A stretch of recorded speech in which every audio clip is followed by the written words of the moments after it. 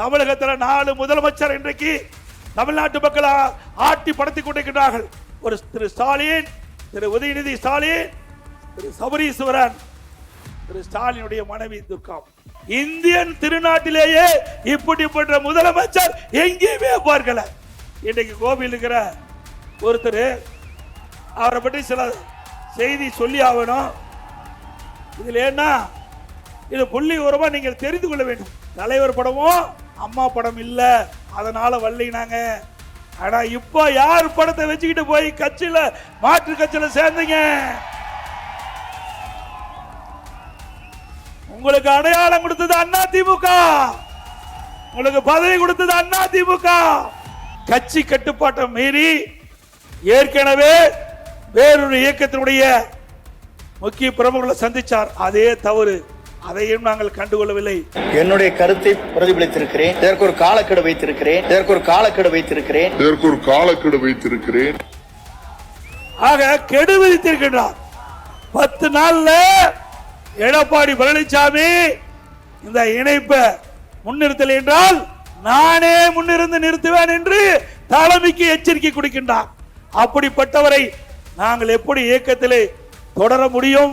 அப்படிப்பட்டவரை எப்படி இயக்கத்திலே தொடர்வதற்கு தலைமை அனுமதிக்கும் என்பதை எண்ணிப்பார்கள். வேண்டுமென்றே திட்டமிட்டு கிட்டத்தட்ட 2-3 ஆண்டு காலமாக இயக்கத்துக்குள் இருந்து இயக்கத்திற்கு எதிராக செயல்பட்டவர். போனவர் சும்மா இருந்தா பரவாயில்ல, தூய்மையான ஆட்சி கொடுப்புன்னு சொல்றார். அப்ப பொன்மனச்சம்பல் புரட்சி தலைவர் எம்ஜிஆர் இருக்கின்ற பொழுதும் சரி, மாண்பு அம்மா இருக்கின்ற பொழுது நீங்க அமைச்சரா இருந்தீங்க, நான் முதலமைச்சர் இருந்த பொழுதும் என்னுடைய அமைச்சரவையில் அமைச்சரா இருந்தீங்க. அப்பெல்லாம் தூய்மையான ஆட்சி நான் கொடுக்கலையா? நல்ல ஆட்சி கொடுக்கலையா? ஆக வேண்டுமென்றே திட்டமிட்டு துண்ட மாத்தினா அவருடைய கருத்து மாறி போச்சு. இன்றைக்கு இந்த தொகுதியில் ஒருத்தர் எம்எல்ஏவா இருந்தார். நீங்க ஓட்டு போட்டு தேர்ந்தெடுக்கப்பட்டவர். ஆனா ஓட்டு வாங்குறதுக்கு உங்களை வந்து அணுகிறார். ஆனா ராஜினாமா பண்றதுக்கு கேட்டாரா? ஆனா அதை பத்தி கவலைப்படாதீங்க. அண்ணா திமுக ஆட்சி மலர்ந்தவுடனே கோபிச்செட்டிப்பாளையம் தொகுதி எடப்பாடி தொகுதிக்கு மேல வளரும். தமிழகத்திலே முதன்மையான தொகுதியாக கோபிச்செட்டிப்பாளையம் தொகுதி வருவதற்கு அனைத்து நடவடிக்கை எடுக்கப்படும். உங்களுக்கு நன்றாக தெரியும், இந்த கோபிச்செட்டிப்பாளையம் சட்டமன்ற தொகுதி விவசாய பிரிவு மக்கள் நிறைந்த தொகுதி. விவசாயிகள், விவசாய தொழிலாளர்கள் 2 கண் போல் இருக்கின்ற தொகுதி இந்த கோபிச்செட்டிப்பாளையம் சட்டமன்ற தொகுதி. இந்த தொகுதியில் இருக்கிற விவசாயிகள் வளம் பெற வேண்டும் என்பதற்காக, விவசாய தொழிலாளிக்கு நிரந்தர வேலை கிடைக்க வேண்டும் என்பதற்காக நீண்ட காலமாக ஈரோடு மாவட்டம், திருப்பூர் மாவட்டம், கோவை மாவட்ட விவசாய பிரிவு மக்கள் பல ஆண்டுகளாக சுமார் 50 ஆண்டு காலம் போராடி வந்தார்கள். அந்த போராட்டத்துக்கு தீர்வு காண்கின்ற விதமாக அனைத்து இந்திய அண்ணா திராவிட முன்னேற்ற கழக அரசுகின்ற பொழுது நான் முதலமைச்சர் இருந்த காலகட்டத்தில் 50 ஆண்டு கால கோரிக்கையை உங்களுடைய கனவு திட்டமான அத்திக்கடவு அவனாசி திட்டத்தை நான் கொண்டு வந்து நிறைவேற்றிக் கொடுத்தேன். இந்த கோபி சட்டமன்ற தொகுதியில் மட்டும் இந்த திட்டத்தின் மூலமாக 30% பயன்பெறுகின்றார்கள் விவசாயிகள், விவசாய தொழிலாளிகள். அற்புதமான திட்டம். சுமார் 1652 கோடி முழுக்க முழுக்க மாநில நிதியில் இருந்து இந்த திட்டத்தை செயல்படுவதற்கு அறிவிக்கப்பட்டேன். யாருடைய உதவியும் நான் கேட்கவில்லை. இப்பொழுதற்கு ஸ்டாலினை போல மத்திய அரசில் இருந்து நிதி கொடுத்தால் தான் திட்டத்தை நிறைவேற்றுவேன் என்று நான் பார்க்கவில்லை. இருக்கின்ற நிதி, மாநிலத்தில் இருக்கின்ற நிதி, விவசாயிகளுடைய பிரச்சனை, விவசாய தொழிலாளர்களுடைய பிரச்சனை, நீண்ட காலமாக போராடி வருகின்ற அந்த மக்களுக்கு தீர்வு காண்கின்ற விதமாக, அவருடைய கனவு பலிக்கின்ற விதமாக அனைத்து இந்திய அண்ணா திராவிட முன்னேற்ற கழக ஆட்சியிலே அத்திக்கட அவனாசி திட்டத்திற்கு நானே நேரடியாக வந்து அவனாசியில் அடிக்கல் நாட்டிலே அந்த திட்டம் வேகமாக துரிதமாக நடைபெற்றுக் கொண்டிருந்தது. கொரோனா காலம், 1 வருடம் அந்த பணிகள் செயல்பட முடியாத ஒரு சூழ்நிலை ஏற்பட்டு விட்டது. இல்லாவிட்டால் அண்ணா திமுக ஆட்சி இருக்கின்ற பொழுது அந்த அத்திக்கட அவனாசி திட்டம் நிறைவேற்றப்பட்டு உங்களுடைய ஆதரவோடு உங்களுடைய ஆசையோடு நானே நேரடியாக வந்து திறந்து வைத்திருப்பேன். ஆனால் கொரோனா காலம் ஒரு ஆண்டு இருந்த காரணத்தினாலே காலதாமதம் ஏற்பட்டது. 80% பணிகள் அத்திக்கட அவனாசி திட்ட பணிகள் நிறைவேற்றப்பட்டன. நான் நேரடி பார்வை, நான் முதலமைச்சராக இருந்தேன், நானே பொதுப்பணித்துறை அமைச்சராகவும் பொறுப்பேற்றிருந்தேன். ஆகவே அந்த திட்டம் நேரடி என் கண்காணிப்பில் இருந்து வேகமாக துரிதமாக நடைபெற்று வந்தது. 80% பணிகள் நிறைவேற்றப்பட்டது அதிமுக ஆட்சியிலே. எஞ்சியது 20% பணி. அதை 3 ஆண்டு காலம் கிடப்பிலே போட்ட அரசாங்கம் திரு ஸ்டாலின் மாடல் அரசாங்கம். விவசாயிகளை பற்றி கவலை இல்லை, இந்த மக்களை பற்றி கவலை இல்லை, விவசாய தொழிலாளி பற்றி கவலை இல்லை. நிச்சயமாக இந்த அரசுக்கு இந்த திட்டம் முடக்கப்பட வேண்டும் என்று எண்ணினார்கள். இருந்தாலும் இந்த திட்டம் முடக்கப்பட்டால் இந்த மக்களுடைய எதிர்ப்பு கிடைத்துவிடும் என்ற ஒரே காரணத்திற்காக ஆமை வேகத்தில் அந்த திட்டத்தை மெல்ல மெல்ல பணியாற்றி கொண்டிருந்தார்கள். ஒரு வேளையாக திட்டம் முழுமையாக நிறைவேற்றவிட்டாலும் நிறைவேற்றப்பட்டதாக இங்கே இப்போது இருக்கின்ற முதலமைச்சர் திறந்து வைத்திருக்கின்றார். நாம் பெற்றெடுத்த பிள்ளைக்கு பேர் வைத்தது ஸ்டாலின். நம்முடைய குழந்தை, நம்முடைய அரசாங்கம் கொண்டு வந்த திட்டம். அப்படி அற்புதமான திட்டத்தை நிறைவேற்றப்பட்ட அரசாங்கம் தான் அதிமுக அரசாங்கம். அப்படி ஒரு திட்டத்தை கொண்டு வந்து இன்றைக்கு பல ஆண்டு காலமாக இருந்த பிரச்சனைக்கு தீர்வு கண்ட அரசு அதிமுக அரசு. அப்படி நிறைவேற்றப்பட்டு தான் நான் உங்கள் முன் வந்து நிற்கின்றேன். எந்த திட்டத்தையும் நிறைவேற்றப்படாத ஒரு கையிலாகாத அரசு, திறமையற்ற அரசு, ஒரு பொம்மை முதலமைச்சர் எங்கே வந்து பேசிவிட்டு சென்றிருக்கின்றார். உங்களால் இந்த மாவட்டம் என்ன பயன்பெற்றது, அல்லது இந்த தொகுதி என்ன பயன்பெற்றது சிந்தித்து பாருங்கள். எவ்வளவு திட்டத்தை அதிமுக ஆட்சியிலே இந்த மக்களுக்கு தந்திருக்கின்றோம் என்பதை நாம் எண்ணி பார்க்க வேண்டும். நேற்றைக்கு முன்தினம் ஸ்டாலின் பேசுகிறார். எடப்பாடி பழனிசாமி தன்னை விவசாயி என்று சொல்லுகிறார். விவசாயி என்று சொல்ல மட்டுமல்ல, விவசாயி என்ற பச்சை துரோகி என்று சொல்லி இருக்கிறார். ஸ்டாலின் அவர்களே, விவசாயத்தை பற்றி உங்களுக்கு என்ன தெரியும்? வேணா நீங்க வாங்க, நானுங்க வரேன். ஒரு விவசாயத்தில் இருக்கின்ற பயிர்கள்லாம் வைக்கலாம், என்ன பயிர்னு சொல்லிட்டா நான் ஒத்துக்கிறேன். என்ன பயிர்னு தெரியாது, என்ன தானியமும் தெரியாது. அப்படிப்பட்ட முதலமைச்சர் என்னை பற்றி பச்சை துரோகி விவசாயி என்று சொல்கிறார். ஏங்க, இன்றைக்கும் நான் விவசாயம் தான் செய்து கொண்டிருக்கின்றேன், வேளாண் பணி தான் செய்து கொண்டிருக்கிறேன். ஸ்டாலின் அவர்களே, உங்களை போல சேலத்துக்கு வந்து அந்த சேசன் சாவடி பகுதியில் நமக்கு நாமே திட்டம், அந்த திட்டத்தில் ஸ்டாலின் வருகிறார். சேலம் மாவட்டத்திற்கு வந்து கரும்பு தோட்டத்தில் கான்கிரீட் தோட்டு போட்டு கரும்பு தோட்டத்தை பார்வையிட்டார். இப்படிப்பட்ட விவசாயம் எங்காச்சும் பார்த்திருக்கீங்களா? அண்மையில் டெல்டா மாவட்டம் கனமழை, எல்லா வயல்களிலும் நீர் நிரம்பி அந்த நெற்பயிர்கள் எல்லாம் நீரிலே அழுகி விவசாயிகள் பாதிக்கப்பட்டான். ஓடி வந்து டெல்டா மாவட்டத்தில் நான் பார்வையிட்டேன். ஆளுங்கட்சி என்று பார்க்கவில்லை, எதிர்கட்சியா இருந்தாலும் விவசாயிகளுக்கு தேவையான உதவிகளை செய்ய வேண்டும் என்ற அடிப்படையில் அதிமுக, ஆளுங்கட்சியா இருந்தாலும் எதிர்கட்சியாலும் மக்களுடைய பிரச்சனை வருகின்ற பொழுது ஓடோடி மக்களுக்கு உதவி செய்கின்ற கட்சி அதிமுக கட்சி. அந்த அடிப்படையில் டெல்டா மாவட்டம் போனேன். ஆனா இங்க இருக்கின்ற முதலமைச்சர் திரைப்படம் பார்க்க போறார். திரைப்படம் பார்க்க 3 மணி நேரம் செலவழிக்கிறார். ஓட்டு போட்ட மக்கள், ஓட்டு போட்ட விவசாயிகள், ஓட்டு போட்ட விவசாயி தொழிலாளி அதை பார்ப்பதற்கு நேரம் இல்ல. அங்க தலைமைச் செயலகத்தில் ஒரு ட்ரேல அந்த அழுகி போன பயிரெல்லாம் வைத்து முதலமைச்சர் காட்டுறாங்க. இவரா முதலமைச்சர்? இவரா நாட்டு மக்களை பார்க்கிறாரு? இவரா விவசாயினுடைய உதவி செய்யக்கூடிய முதலமைச்சர்? இந்தியன் திருநாட்டிலேயே இப்படிப்பட்ட முதலமைச்சர் எங்கேயுமே பார்க்கல. எங்கேயாவது ட்ரெயின்ல வச்சு பார்க்கிற நிலை இருந்திருக்குதா? சொல்லுங்க, உண்டா? விவசாயிகள் தன் வியர்வையை, ரத்தத்தை வியர்வையா சிந்தி மண்ணிலே உதிர்த்து பணியாற்றக்கூடிய விவசாயி. அப்படிப்பட்ட விவசாயி அந்த நெற்பயிர்கள் எல்லாம் கனமழையில் அந்த தண்ணீரில் மிதந்து கொண்டிருக்கின்றது. அதை கூட பார்க்க மனமில்லாத முதலமைச்சர், இன்றைய முதலமைச்சர், இவரா நாட்டு மக்களுக்கு நன்மை செய்ய போறார்? சிந்திச்சு பாருங்க.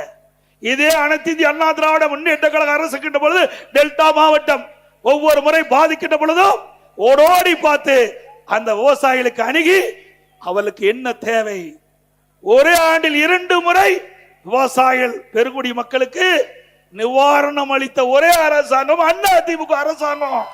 ஆக திராவிட முன்னேற்ற கழகம் 4 அதிகார மையம், ஒரு முதலமைச்சர் இருந்தாவே தாக்கு பிடிக்க முடியாது. தமிழகத்தில் 4 முதலமைச்சர் இன்றைக்கு தமிழ்நாட்டு மக்கள் ஆட்டி படுத்திக் கொண்டிருக்கிறார்கள். ஒரு திரு ஸ்டாலின், திரு உதயநிதி ஸ்டாலின், திரு சபரீஸ்வரன், திரு ஸ்டாலினுடைய மனைவி துர்கா, 4 பேர் ஆட்டி படைச்சிட்டு இருக்கிறாங்க. அதனாலதான் தமிழ்நாட்டுக்கு சட்ட ஒழுங்கு நிறைந்த டிஜிபியை நியமிக்க முடியல. ஒரு டிஜிபியை நியமிக்க முடியாத ஒரு அரசாங்கம் எப்படி நாட்டு மக்களை காப்பாற்றுவீங்க? ஒரு நிரந்தர டிஜிபி, சட்ட ஒழுங்கு நிரந்தர டிஜிபி இருந்தா தான் அவர்கள் காவலர்களை சரியான முறையிலே வழி நடத்துவார்கள். தமிழகத்திலே சட்ட ஒழுங்கு பாதுகாக்க முடியும். ஆனால் திராவிட முன்னேற்ற கழகம் பல முறை சொல்லி குறிப்பிட்டு விட்டோம். தொலைக்காட்சியின் வாயிலாக, அறிக்கையின் வாயிலாக, பேட்டியின் வாயிலாக தெரிவித்து விட்டோம். இதுவரை நிரந்தர டிஜிபி சட்ட ஒழுங்கு நியமிக்கப்படவில்லை. இன்றைக்கு ஒரு டிஜிபி பணி ஓய்வு பெறுது என்று சொன்னால் 3 மாதத்துக்கு முன்பாகவே மத்திய யூபிஎஸ்சிக்கு அனுப்ப வேணும், மத்திய பணியாளர் தேர்வாணையத்துக்கு அனுப்ப வேணும். அந்த பட்டியலிருந்து 3 டிஜிபிகள் அதிலிருந்து தேர்வு செஞ்சு மாநில அரசுக்கு அனுப்புவாங்க. அதுல ஒரு டிஜிபியை நியமிக்க வேணும். இதுல என்ன உனக்கு கஷ்டமா இருக்குது? ஏன்னா அவருக்கு தேவையானவர்கள் இடம்பெறல. திமுகவுக்கு ஜாலரை போடுற டிஜிபி இதுல இடம்பெறல. அதனால உச்ச நீதிமன்றம் போய் இன்றைக்கு அந்த வழக்கு நடந்து கொண்டிருக்கிறது. இப்படிப்பட்ட ஆட்சி தேவையா? அதோட போதைப் பொருள் கேட்க வேண்டிய அவசியமே இல்லை. எது கிடைக்குதா இல்லையோ போதைப் பொருள் நிறைய கிடைக்குது. எங்க பார்த்தாலும் போதை ஆசாமியால கொலை, கொள்ளை, திருட்டு, பாலியல் வன்கொடுமை நடக்காத நாளே இல்லை.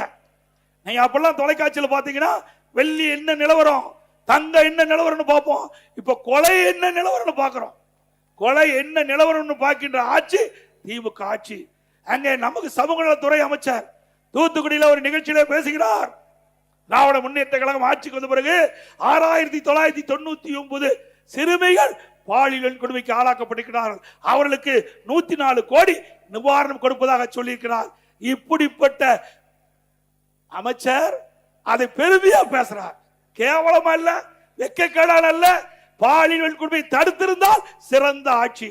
ஆனால் சிறுமிக்கு இவ்வளவு எண்ணிக்கை இந்த திமுக ஆட்சியிலே 6999 சிறுமிகள் பாலியல் கொடுமைக்கு பாதிக்கப்பட்டது என்று சொல்கிறீர்களே, உங்களுக்கு மனசாட்சி இருக்கிறதா?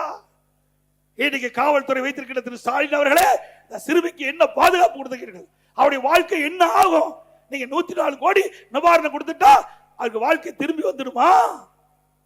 ஆக இப்படிப்பட்ட ஒரு மோசமான ஆட்சி முடிவு கேட்டுகின்ற தேர்தல் 2026 சட்டமன்ற பொது தேர்தல். அதோட இந்த பகுதியில் இருக்கிறவங்களுக்கு நல்லா தெரியும். இன்றைக்கு கோபியில் இருக்கிற ஒருத்தர், அவரை பற்றி சில செய்தி சொல்லி ஆகணும். இதுல என்ன, இது புள்ளி உரமா நீங்கள் தெரிந்து கொள்ள வேண்டும். கோபி சட்டமன்ற தொகுதிக்கின்ற வாக்காளர் பெருமக்கள், பொதுமக்கள் தெரிந்து கொள்ள என்பதற்காக எல்இடி திரையில சில செய்திகளை நான் வெளியிடுறேன். நம்முடைய எல்இடி திரையில தயாரா இருங்க. முதல்ல அத்திக்கட அவனாசி திட்டத்திற்கு எல்லா பல்வேறு கட்சி சேர்ந்தவர்கள் எல்லாம் நிகழ்ச்சியில பங்கு பெற்றாங்க. ஆனா இந்த தொகுதி எம்எல்ஏ அதுல பங்கு பெறல. அந்த காட்சியை எல்இடி திரையில பாருங்க. அத்திக்கடவு அவிநாசி திட்ட கூட்டமைப்பு என்பது அரசியல் கட்சியை சார்ந்தது அல்ல. இதில் பல்வேறு அரசியல் கட்சியை சார்ந்த விவசாயிகளும் தாங்கள் விவசாயிகள் என்று ஒரே குடையின் கீழ் இணைந்து எங்களுடைய வாழ்க்கை போராட்டமான அத்திக்கடவை நீரை தேடுவதற்காகத்தான் இந்த கூட்டமைப்பு உருவாக்கப்பட்டது. இந்த கூட்டமைப்பு இந்த நிகழ்விற்காக அனைவருக்கும் நாங்கள் அழைப்பு கொடுத்திருந்தோம். அதே மாதிரி செங்கோட்டையன் ஐயா அவர்களுக்கும் அழைப்பு கொடுத்திருந்தோம். இந்த நிகழ்வு, இந்த நோட்டீஸ்ல படம் போடலின்னு சொல்ற அந்த கேள்வி எல்லாமே அதை பொறுத்த அளவுக்கு நாங்கள் அரசியல் கட்சி சார்ந்தவர்கள் அல்ல. அந்த அத்திக்கடவு அவனாசி திட்ட நேற்று பொதுச்செயலர் கலந்து கொண்ட நிகழ்ச்சி நீங்க புறக்கணிச்சுதான் அவர் கொடுத்தார். அதாவது இந்த அத்திக்கட அவனாசி திட்டத்திற்கு ஏன் நீங்க கலந்து கொள்ளலன்னு சொன்னா, அந்த அத்திக்கட அவனாசி திட்டத்துல பேக்டோ இருந்தது. அதுல தலைவர் படமும் அம்மா படம் இல்ல, அதனால வள்ளினாங்க. ஆனா இப்போ யார் படத்தை வச்சுக்கிட்டு போய் கட்சியில மாற்று கட்சியில சேர்ந்தீங்க? உங்களுக்கு அடையாளம் கொடுத்தது அண்ணா திமுக, உங்களுக்கு பதவி கொடுத்தது அண்ணா திமுக. இதே கோபிச்செட்டிப்பாளையத்தில் பள்ளி நிகழ்ச்சி, அந்த அரசு பள்ளி நிகழ்ச்சியில அம்மா படமும் இல்ல, தலைவர் படம் இல்ல, அதுல விலையில்லா சைக்கிள் கொடுக்கின்ற காட்சி திரையரங்களை அந்த எல்இடி திரையில பாருங்க. திரு கருணாநிதி படம், திரு ஸ்டாலின் படம் தான் இருக்குது. அப்பவே பிடிஎம் வேலையை ஆரம்பிச்சுட்டார். இது பாருங்க, இது சைக்கிள் கொடுக்கிற அந்த குழந்தைகள் அமர்ந்திருக்கின்ற காட்சி. திரு ஸ்டாலின் படம் தான் இருக்குது. அம்மா படமும் தலைவர் படமும் எங்கே இருக்கின்றது? திரு பார்த்தீங்கல்ல? ஆக வேண்டுமென்றே திட்டமிட்டு அந்த பல்வேறு கட்சி தலைவர்கள், அண்ணா திமுக மட்டும் இல்ல, பல்வேறு அரசியல் கட்சி தலைவர்கள், பல விவசாய சங்க தலைவர்கள், அனைத்து இந்திய அண்ணா திராவிட முன்னேற்ற கழக ஆட்சியில் தான் நாங்கள் 50 ஆண்டு காலம் போராடி வந்த அத்திக்கட அவனாசி திட்டத்தை நிறைவேற்றி தந்தீர்கள். அதனால் அண்ணா திமுகவுக்கு பாராட்டு விழா நடத்துகிறோம் என்று அவனாசிலே பாராட்டு விழா நடத்தினார்கள். அந்த கூட்டத்தை புறக்கணித்தவர் தான் இந்த தொகுதியினுடைய முன்னாள், இப்போ எம்எல்ஏ இல்ல, முன்னாள் எம்எல்ஏ.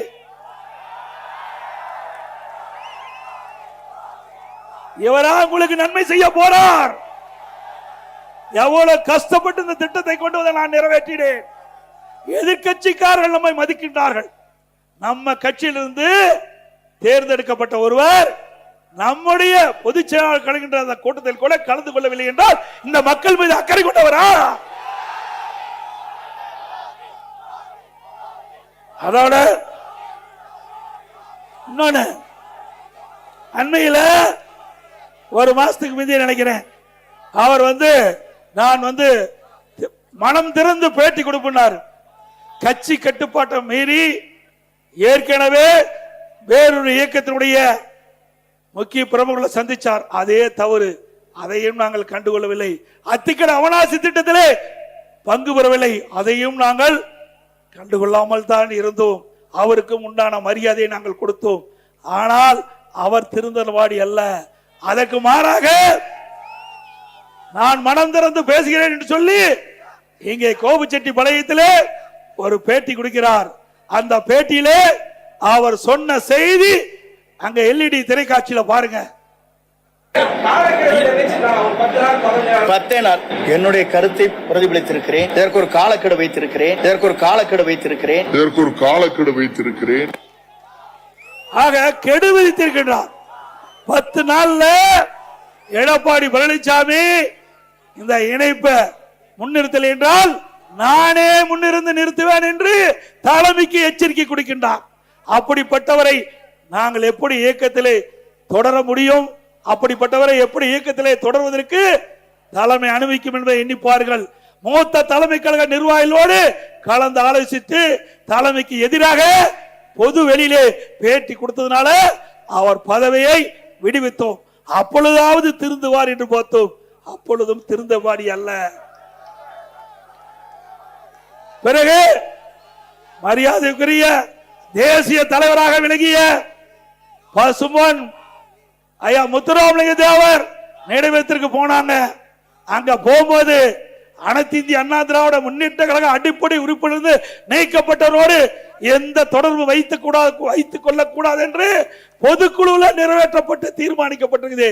அப்படி பொதுக்குழுவால் அடிப்படை உறுப்பிலிருந்து நீக்கப்பட்டவர்கள், அவரோடு எந்த உறுப்பினரும் எந்த கட்சி நிர்வாகிகளும் தொண்டரும் அவளோடு தொடர்பு வைத்துக் கொள்ளக்கூடாது என்று பொதுக்குழு தீர்மானம் நிறைவேற்றப்பட்டிருக்கிறது.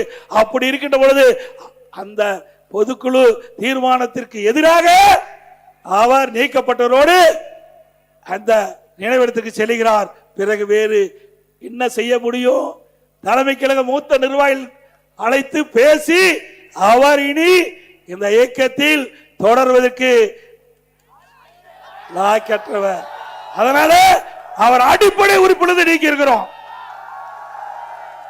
ஏதோ எடுத்தோம் கவித்தோம் அல்ல. ஆனால் அவர் வேண்டுமென்றே திட்டமிட்டு கிட்டத்தட்ட 2-3 ஆண்டு காலமாக இயக்கத்துக்குள் இருந்து இயக்கத்திற்கு எதிராக செயல்பட்டவர், இயக்கத்துக்கு துரோகம் விளைவித்தவர். அதனாலதான் அவர் இன்றைக்கு அந்த அதிமுக நீக்கப்பட்டிருக்கின்றார். அது மட்டுமல்ல, இன்னொரு செய்தி, இந்த நீக்கப்பட்டவர் திரு வைத்தியலிங்கம், திரு OPS எங்க கோபிச்செட்டிப்பாளையத்தில் வந்து அவர் ஒரு கூட்டத்தை போடுறாங்க. அந்த கூட்டத்தில் திரு வைத்தியலிங்கம் அவர்கள் பேசுறார். அந்த காட்சியும் இந்த LED திரையரங்குல பாருங்க. சீனியர் நான் மதிக்கக்கூடியவர் இப்படி தப்பித்தனமாக நடந்து கொண்டாரே, ஒரு தகுதியே இல்லாமல் இவரை ஏமாற்றி கோபிச்செட்டிப்பாளையத்திலே வெற்றி பெற்றுக் கொண்டு வந்தார். இப்படி அவர்களே பேசிட்டாங்க. யாரு இவர்? ஒவ்வொரு முறையும் சட்டமன்றத்தில் இவர்களை எல்லாம் அழைத்து அங்க இருக்கின்ற கேண்டீனுக்கு அழைச்சிட்டு போய் இந்த ஆட்சியை ஏதாவது தொந்தரவு கொடுக்க வேண்டும் என்று திட்டமிட்டு அவர்களை விஷமத்தனமாக அவர்களை வெளியேற்றிட்டு இவர் வந்தார். இப்பொழுது என்ன ஆச்சு?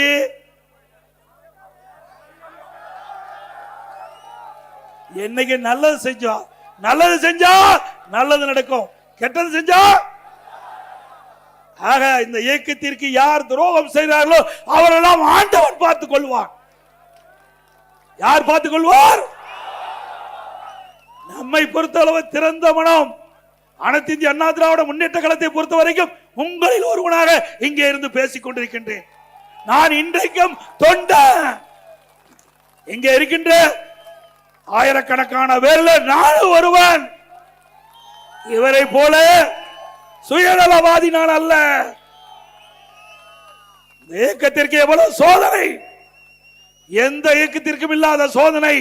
பொன்மனச்செம்மல் புரட்சி தலைவர் எம்ஜிஆர் காலத்தில் சோதனை தொடங்கப்பட்டது. அந்த சோதனை வென்று முதலமைச்சரானார் புரட்சி தலைவர் எம்ஜிஆர். அவர் மறைவுக்கு பிறகு அதிமுகவுக்கு சோதனை. மாண்பு அம்மாள் அந்த சோதனை வென்று தமிழகத்தினுடைய முதலமைச்சராக வந்தார். அதே போல இப்போ இருக்கின்ற சோதனை வென்று உங்களுடைய மகத்தான ஆதரவின் பேரிலே அதிமுக கூட்டணி வெல்லும், அதிமுக ஆட்சி அமைக்கும்.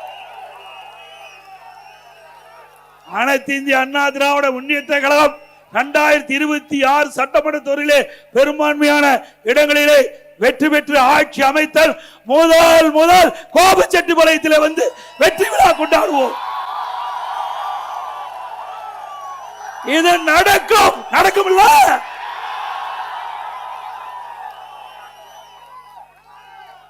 இப்போ மாற்று கட்சிக்கு போயிருக்கிறார். எங்கிருந்தாலும் வாழ்க. ஆனா போனவர் சும்மா இருந்தா பரவாயில்ல, தூய்மையான ஆட்சி கொடுப்புன்னு சொல்றார். அப்ப பொன்மனச்செம்மல் புரட்சி தலைவர் எம்ஜிஆர் இருக்கின்ற பொழுதும் சரி, மாண்பு அம்மா இருக்கின்ற பொழுது நீங்க அமைச்சரா இருந்தீங்க, நான் முதலமைச்சர் இருந்த பொழுதும் என்னுடைய அமைச்சரவையில் அமைச்சரா இருந்தீங்க. அப்பெல்லாம் தூய்மையான ஆட்சி நான் கொடுக்கலையா? நல்ல ஆட்சி கொடுக்கலையா? ஆக வேண்டுமென்றே திட்டமிட்டு துண்ட மாத்தினா அவருடைய கருத்து மாறி போச்சு. ஆக நீங்க எந்த கொம்பனாலும் அதிமுகவை வீழ்த்த முடியாது. இந்த எடப்பாடி பழனிசாமி ஒருவர் இல்ல, 2 கோடி அதிமுக தொண்டர் இருக்கின்றார். இந்த எடப்பாடி பழனிசாமி இல்ல, இங்க இருக்கிற யாராவது பொதுச் செயலாளர் வருவாங்க. அதிமுக ஜனநாயகம் உள்ள கட்சி. இது ஒருவரை நம்பி இருப்ப கட்சி இல்ல, பல்லாயிரக்கணக்கான தொண்டரை நம்பி இருக்கின்ற கட்சி.